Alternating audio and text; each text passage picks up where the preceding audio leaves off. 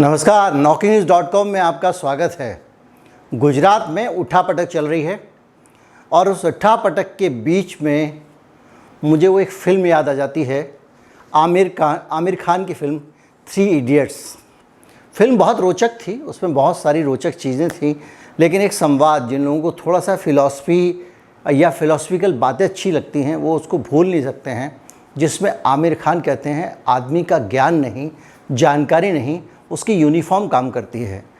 Uniform शादी वाली होगी तो आप शादी में शामिल हो सकते हैं, और स्कूल में अगर शामिल हो तो स्कूल की यूनिफॉर्म होनी चाहिए। यूनिफॉर्म काफ़ी है, आप कहीं के भी हो सकते हैं।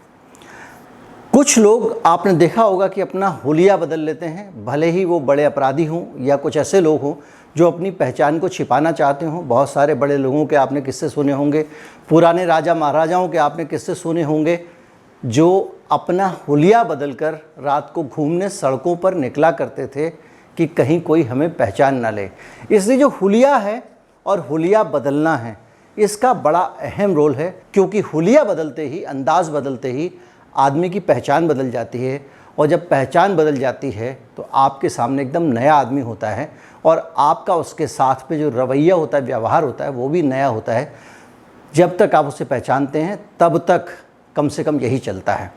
गुजरात के मामले में क्या हो रहा है, किस तरह से हुलिया बदला जा रहा है, किस तरह से पार्टी बहुरूपिया बन के सामने आई है, और ये हुलिया बदलने का स्टाइल पार्टी को कितना काम आएगा, कितना नुकसान पहुंचाएगा, उसका क्या क्या नुकसान हो रहा है, फ़ायदा हो रहा है, इस पर बातचीत करूंगा। कहीं मत जाइए, चैनल को सब्सक्राइब कर लीजिए।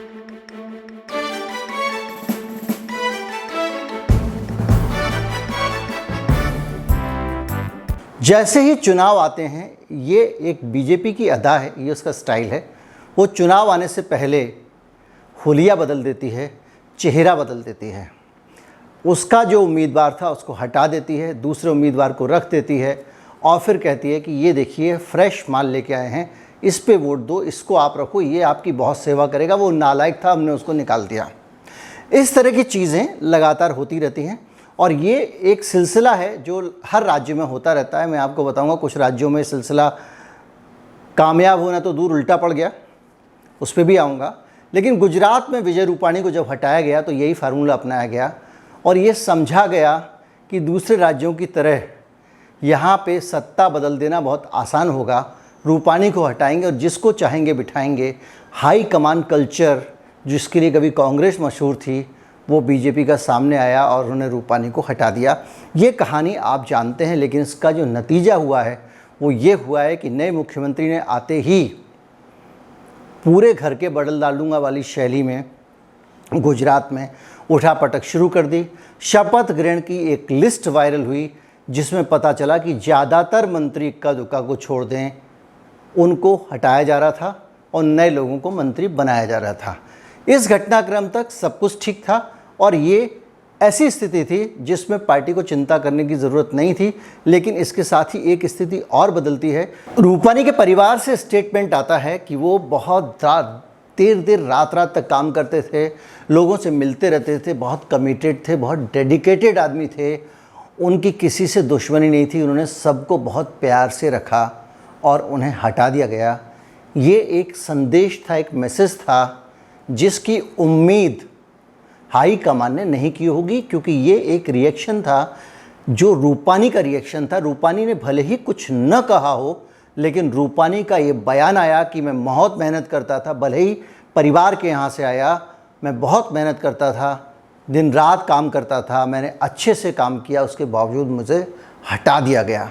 सिर्फ बात यहाँ तक होती तब भी चल जाता। नितिन पटेल जब कहते कहते अचानक उनकी आंखों में आंसू आ जाते हैं, तो बीजेपी में जो असहमति है वो सार्वजनिक हो जाती है, छिपाए नहीं छिपती है।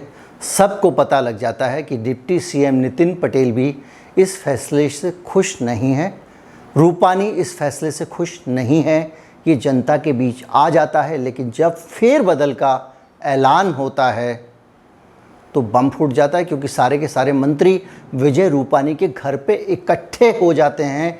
इसके बाद ये स्पष्ट है, और लंबी मीटिंग चल रही है, और ये स्पष्ट है कि अब गुजरात में बीजेपी दो फाड़ हो गई है।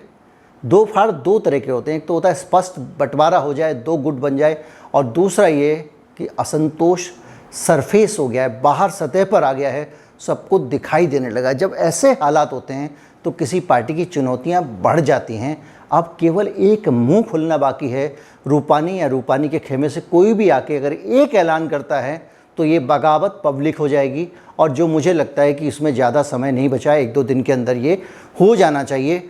ये दूसरा स्टेट है जहाँ पे मोदी शाह जो द्वय हैं उनका जो हाईकमान वाला दांवपेच है वो उल्टा पड़ गया है। इससे पहले उत्तर प्रदेश के मुख्यमंत्री योगी आदित्यनाथ को हटाने की बात आई थी।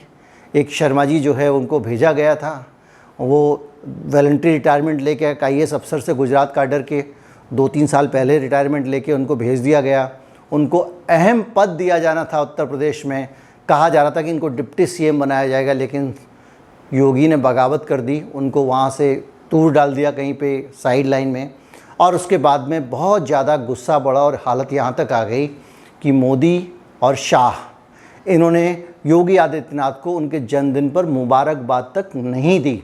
उसके बाद मुलाकातों का सिलसिला चला, और अब उत्तर प्रदेश में जो दखल है वो केंद्र का बहुत सीमित हो गया है।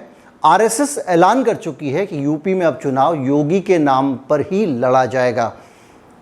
वहाँ परिवर्तन होने वाला था, गुजरात में परिवर्तन हो चुका है।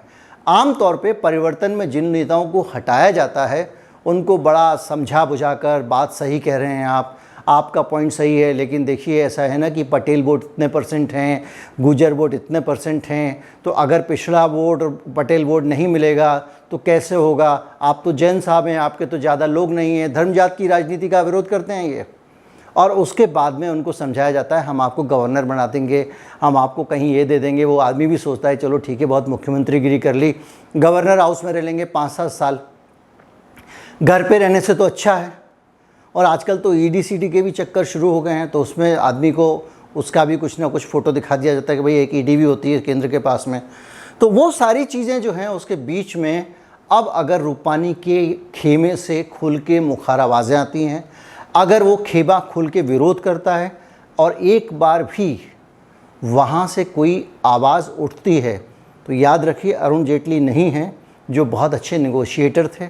अरुण जेटली अब नहीं हैं जो जाके राज्यों के बीच में बातचीत करके, पहले प्रमोद महाजन ये काम किया करते थे और बीच में बिठा बिठू के काम करवा दिया जाता था।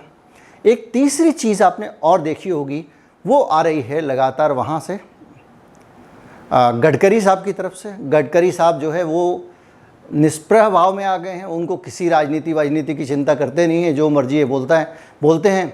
और वो इतनी बार इतनी तरह के ज्ञान अपनी पार्टी को दे चुके हैं कि उससे भी फजीयत हो चुकी है। तो कुल मिला के आप एक बात देखिए कि ये जो खेमे हैं जो आवाज़ उठा रहे हैं, इनके बीच में एक कॉमन फैक्टर है।